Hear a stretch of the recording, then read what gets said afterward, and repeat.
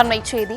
ஒருவரின் ஏழ்மையை பயன்படுத்தி அவரின் உடல் உறுப்புகளை திருடுவதை முறைகேடு என்று சொல்வதா என்று அண்ணாமலை அமைச்சர் மா சுப்பிரமணியனுக்கு கேள்வி எழுப்பியிருக்கிறார். விவரங்களுடன் இணைகிறார் செய்தியாளர் லதா. லதா, விவரங்களை வழங்கலாம்.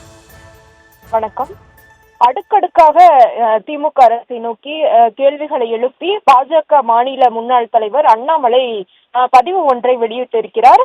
முக்கியமாக இன்றைய தினம் நடைபெற்ற ஒரு நிகழ்ச்சியில் சுகாதாரத்துறை அமைச்சர் மா சுப்பிரமணியன் அவர்கள் செய்தியாளர் சந்திப்பின் போது கிட்னி திருட்டு தொடர்பாக செய்தியாளர்கள் கேள்வி எழுப்பி இருந்தார்கள். இது தொடர்பாக பதிலளித்த அவர், தெரியாமல் யாரையாவது அழைச்சிட்டு போயிட்டு அந்த கிட்னியை திருடுவதுதான் திருட்டு, ஆனால் இது முறைகேடு என்று குறிப்பிட்டு பேசியிருந்தார்.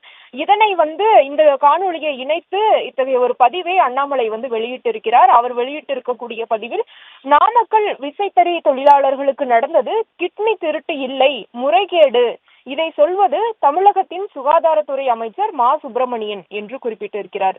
ஒருவரின் ஏழ்மையை பயன்படுத்தி அவரின் உடல் உறுப்புகளை திருடுவதை முறைகேடு என்று சொல்வதா என்றும், இப்படி சொல்வதற்கு உங்களுக்கு வெட்கமாக இல்லையா என்றும் அமைச்சர் மா சுப்பிரமணியத்தை நோக்கி கேள்விகளை முன்வைத்திருக்கிறார். மேலும், சரி, நீங்கள் சொல்லும் இந்த முறைகேட்டில் இடைத்தரகராக செயல்பட்ட திமுக நிர்வாகி திராவிட ஆனந்தன் இன்று வரை கைது செய்யப்படாமல் இருப்பது ஏன் என்ற கேள்வியையும், கிட்னி திருட்டில் தொடர்புடைய திமுகவின் மண்ணச்சநல்லூர் சட்டமன்ற உறுப்பினர் நடத்தும் மருத்துவமனை மீது ஏதோ கண் துடைப்பு நடவடிக்கை எடுத்துவிட்டால் போதுமா என்றும், இதுதான் நீங்கள் ஆட்சி நடத்தும் லட்சணமா என்றும் அமைச்சர் மா சுப்பிரமணியத்தை பார்த்து அடுக்கடுக்காக இத்தகைய சரமாரியான கேள்விகளை அண்ணாமலை முன்வைத்திருக்கிறார்.